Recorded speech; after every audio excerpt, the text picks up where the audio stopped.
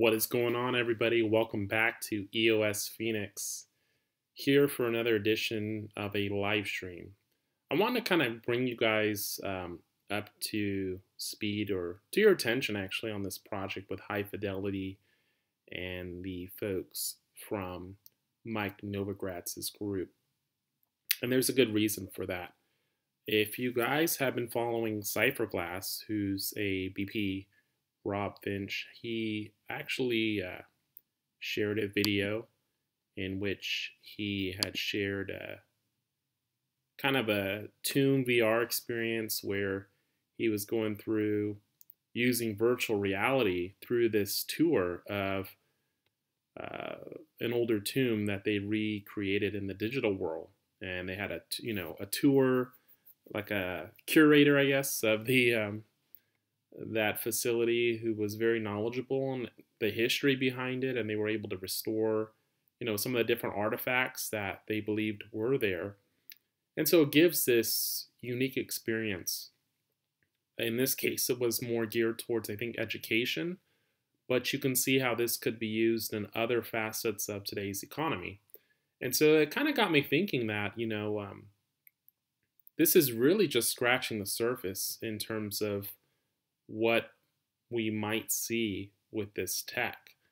And what I mean by that is, a lot of people today, just a very basic example would be real estate, right? Digital real estate versus actual physical real estate. And so a lot of people today couple physical landlocked real estate as the premier type of investment.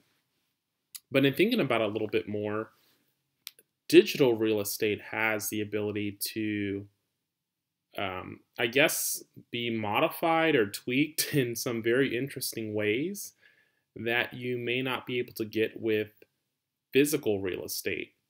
One is the immutability of it, and the fact that ownership, coupled with, typical blockchain-based governance systems, may be even more resilient and more restorative to actually having ownership in an asset, whereas physical real estate is tied to government's sway on different rules and policies with taxes and other sorts of rules and regulations that come in play within those jurisdictions.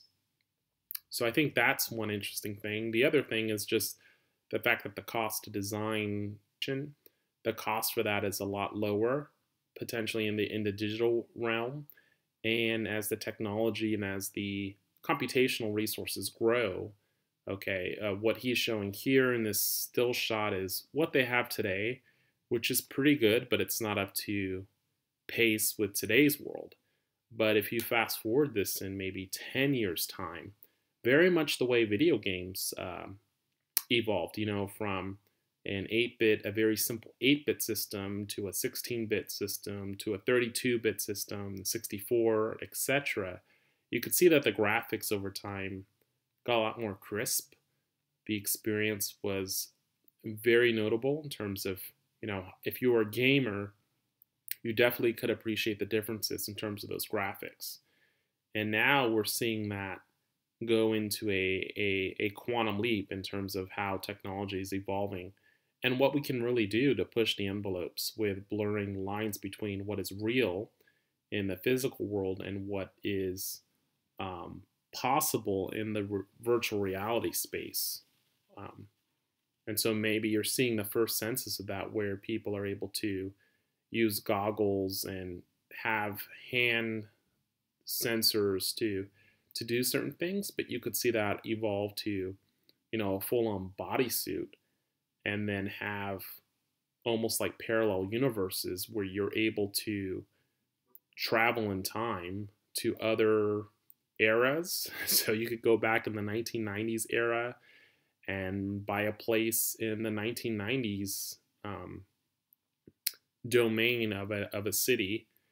You could have that same experience in today's world, and you could buy that experience. And so you have these multiple parallel economies that are worth trillions of dollars with different styles and vibes and communities and friendships and all sorts of businesses. So I think by far I've kind of changed my opinion. Originally, I was thinking, that the social network DAPP um, would be the game changer for that. Pretty much that sets the tone for blockchain. But in thinking about this a little bit more, I'm starting to change my opinion towards thinking this digital virtual reality space is a lot bigger play, um, just even purely from the VR space slash, I guess, virtual reality of relationships, and how especially millennials, and not even millennials, I guess the folks after millennials, because I'm a millennial, but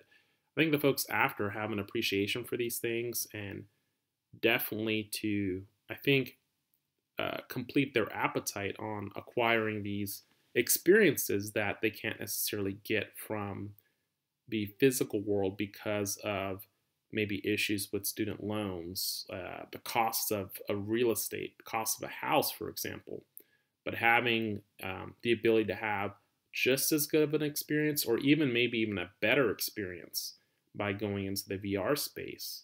And then you could take it to another level and argue that, for the cost of maybe a meal, or even less than a cost of a fast food meal, who knows, that you could have a Las Vegas like 5-star experience in the virtual reality space.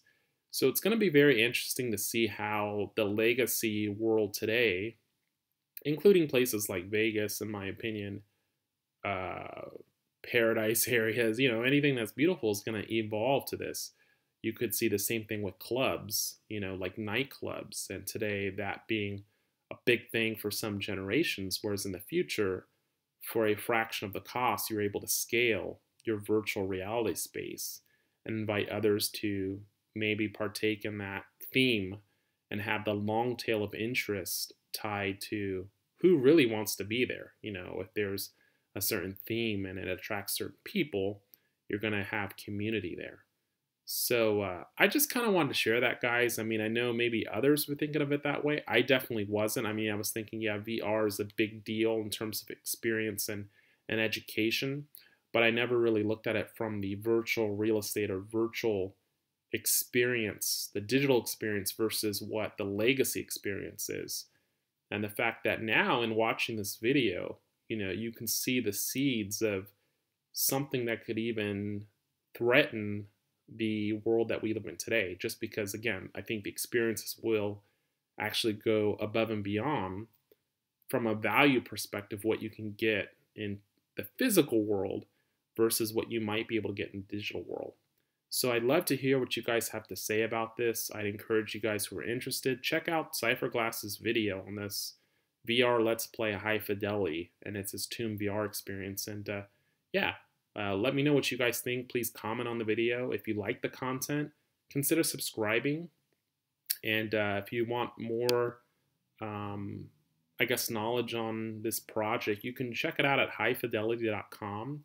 I'm showing here a screenshot of their project, and they're actually giving away, I believe, tokens for participating now. I don't have myself a headset for this stuff, but I'm maybe trying to get one of these just to start getting start getting immersed in this space, or start getting some knowledge in it. So I want to thank you guys for tuning in to my channel, and consider subscribing, hit that like button, and we'll see you next time. Peace.